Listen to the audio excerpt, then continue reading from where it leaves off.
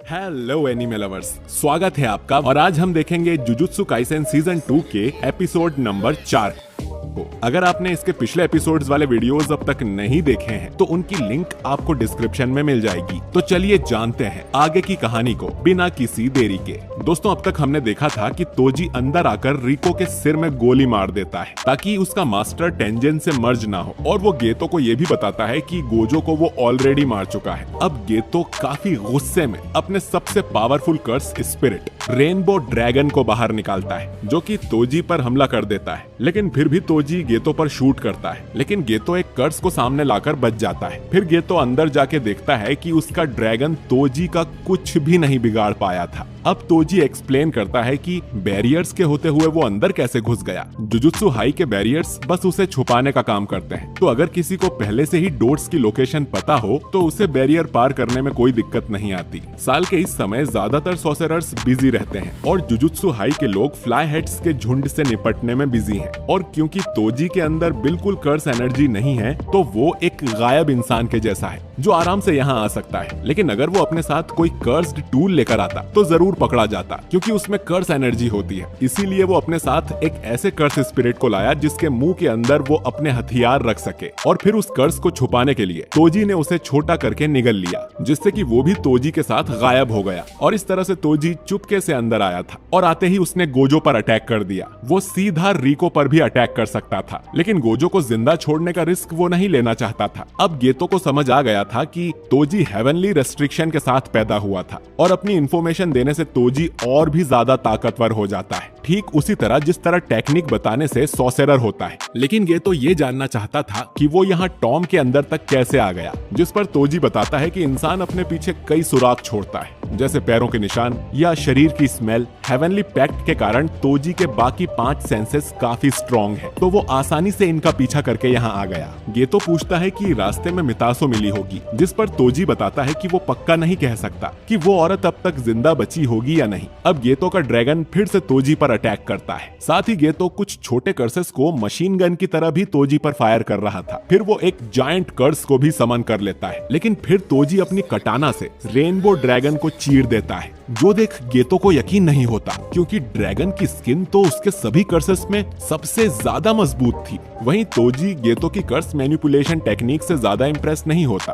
पर अचानक ही एक दूसरी स्पिरिट तोजी को अपने इननेट डोमेन के अंदर फंसा लेती है। ये डोमेन तब तक रहेगा जब तक तोजी उस स्पिरिट को जवाब नहीं दे देता। स्पिरिट पूछती है कि वो सुंदर है कि नहीं, जिस पर तोजी कहता है कि वो उसके टाइप की नहीं है, जिससे स्पिरिट का डोमेन गायब हो जाता है। लेकिन फिर तोजी देखता है कि उसके आसपास कई सारे ब्लेड्स थे जो कि उसे काटने वाले थे, लेकिन तोजी अपने इन्वर्टेड स्पीयर से उन सभी ब्लेड्स को तोड़ देता है। अब गेतो उसके पास आकर उसके कर्स को एब्जॉर्ब करने की कोशिश करता है, क्योंकि अगर गेतो ने इस कर्स को एब्जॉर्ब कर लिया तो तोजी के पास लड़ने के लिए कोई हथियार ही नहीं होगा। गेतो को लग रहा था कि ये कर्स ज्यादा स्ट्रॉन्ग नहीं है, तो वो उसकी मर्जी के बिना इसे एब्जॉर्ब कर लेगा। लेकिन ये कर्स गेतो को रिजेक्ट कर देता है और फिर तोजी एक दूसरी तलवार निकालकर उससे गेतो के सीने को काट देता है। फिर ये दोनों ही टॉम के नीचे जाकर गिरते हैं। गेतो बहुत घायल था। तोजी कहता है कि अगर वो एक शिकिगामी यूजर होता तो तोजी उसे आराम से मार देता, लेकिन उसकी टेक्निक कर्स मैनिपुलेशन है, तो पता नहीं गेतो को मारने से उसके अंदर के सारे स्पिरिट्स का क्या होगा। अगर वो सब बाहर आ गए तो तोजी फालतू की परेशानी मोल नहीं लेना चाहता। गेतो पर अपने पेरेंट्स की ब्लेसिंग्स होंगी जो वो आज जिंदा बच गया,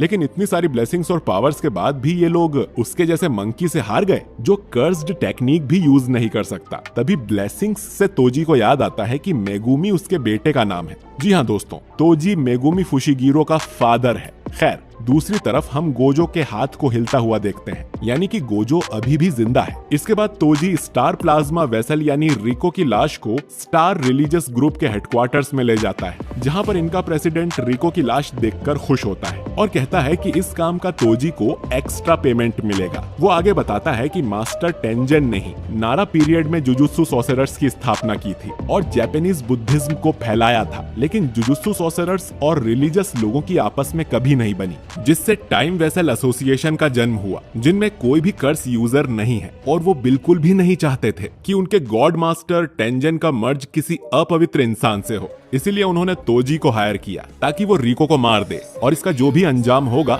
ये लोग भुगतने को तैयार हैं, चाहे master tangent out of control होकर इंसानियत के लिए ही खतरा क्यों न बन जाए। इतना कहकर प्रेसिडेंट रिको की लाश को उठाता है और यहाँ से चला जाता है। तोजी को लगता है कि ये आदमी पागल है। फिर ये दोनों वहाँ से बाहर निकल आते हैं। हमें ये पता चलता है कि तोजी ने ही मितासो को किडनैप किया था और कॉन्ग से उसने कहा था कि इसे कहीं दूर ले जाकर मार देना, लेकिन ये कॉन्ग का आइडिया था कि वो मितासो का रेस्क्यू होने देंगे, जिससे गोजो और गेतो टेंशन फ्री हो जाएंगे और आखिर में सब कुछ इनके हिसाब से हुआ। तोजी आगे पूछता है कि वो लोग मितासो को ओकिनावा कैसे ले गए, क्योंकि पब्लिक ट्रांसपोर्ट में तो उन्हें खतरा होता, जिस पर कॉन्ग बताता है कि उनके प्रेसिडेंट के पास एक प्राइवेट प्लेन है और उसी में वो मितासो को ओकिनावा ले गए थे। अब तोजी कॉन्ग से कहता है कि चलो खाना खाने किसी महंगी सी जगह पर चलते हैं, जिस पर कॉन्ग बोलता है कि तुम दूसरों पर कभी खर्च नहीं करते, और वैसे भी कॉन्ग ने सोच रखा है कि वो अब तोजी से या तो अगले काम के लिए मिलेगा या तो सीधा नर्क में। इतना कहकर कॉन्ग चला जाता है। अब तोजी भी यहाँ से जाने लगता है, लेकिन रास्ते में ही उसे गोजो खड़ा मिलता है।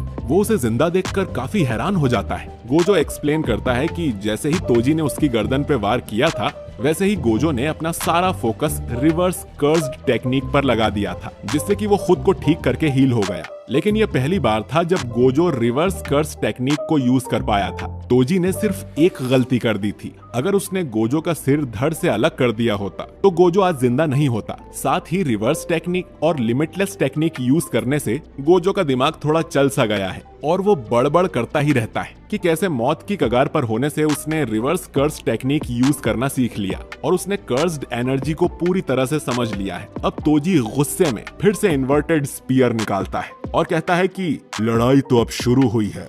वो सीधा गोजो पर अटैक करने जाता है, लेकिन गोजो आराम से उसके अटैक्स को डॉज कर देता है और तोजी के पीछे आ जाता है। साथ ही वो अब हवा में भी उड़ रहा था। अब गोजो रिवर्स कर्स एनर्जी को लिमिटलेस टेक्निक में फ्लो करता है, जिससे वो कर्स्ड टेक्निक रेड भी यूज करना सीख जाता है। टेक्निक रेड के अटैक से तोजी काफी दूर जाकर गिरता है। वहीं गोजो मुस्कुराते हुए हवा में तैर रहा था और तोजी बोलता है कि ये तो एक मॉन्स्टर है। अब टेक्निक रेड से तोजी की एक भी हड्डी नहीं टूटी थी। तोजी को पता था कि गोजो के पास अब 3 तरह की टेक्निक्स हैं। पहली इन्फिनिटी शील्ड, दूसरी टेक्निक ब्लू और अब तीसरी टेक्निक रेड, और तोजी आराम से इन तीनों को हैंडल कर सकता है। अब तोजी इन्वर्टेड स्पीयर को एक चेन से कनेक्ट कर लेता है ताकि वो गोजो पर हवा में भी हमला कर सके। गोजो की आंखें देख तोजी को थोड़ा डर लगता है, लेकिन फिर भी वो खुद को शांत करके गोजो को मारने के लिए रेडी हो जाता है और वो गोजो पर स्पीयर से ढेर सारे अटैक करता है। लेकिन गोजो सारे अटैक से आराम से बच जाता है। गोजो रिको से माफी मांगता है क्योंकि उसके मन में बदले की भावना नहीं है, उसे बस अच्छा फील हो रहा था।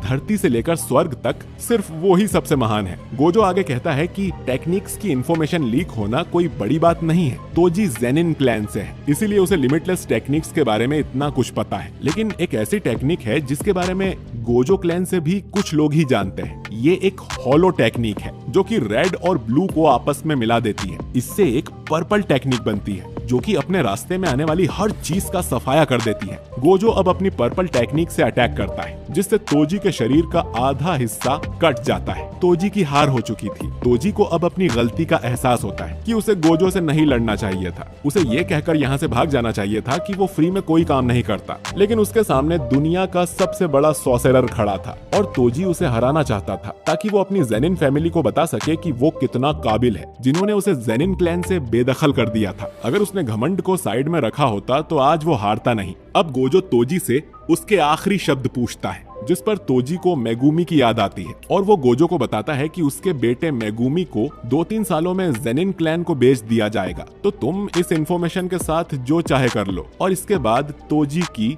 मौत हो जाती है। इधर गेतो भी भागते हुए टाइम वेसल हेडक्वार्टर्स में जा रहा था। उसे रास्ते में तोजी का वो कर्स मिलता है जो कि घायल हो गया था। फिर गेतो जब अंदर जाता है तो देखता है कि गोजो ने रिको की लाश को उठाया हुआ था। आसपास ग्रुप के लोग खड़े थे जो कि रिको की डेथ पर ताली बजा रहे थे। गेतो गोजो को बताता है कि शोको ने उसके घाव हील कर दिए थे और वो तुरंत यहाँ आ गया। लेकिन गेतो को ऐसा लग रहा था कि गोजो अब काफी बदल गया है। वो गोजो से कहता है कि अब उन्हें यहाँ से चलना चाहिए, पर गोजो गेतो से पूछता है कि क्या उन्हें यहाँ खड़े सभी लोगों को मार देना चाहिए, क्योंकि उसका तो कुछ भी करने का मन नहीं है। गेतो मना करते हुए कहता है कि इसका कोई मतलब नहीं होगा, क्योंकि ये लोग तो बस गुलाम हैं और इन्हें कंट्रोल करने वाले पहले ही भाग गए होंगे और जो कांड उन्होंने किया है उससे ये टाइम वेसल ग्रुप जल्द ही बंद कर दिया जाएगा। गोजो आगे कहता है कि हर चीज का मतलब हो ऐसा जरूरी तो नहीं। इतना कहकर गोजो यहाँ से निकल जाता है। गेतो उसे कहता है कि मतलब होना जरूरी है, खासकर एक जुजुत्सु सॉर्सरर के लिए। और ये एपिसोड यहीं पर खत्म हो जाता है। तो दोस्तों, हिडन इन्वेंट्री आर्क में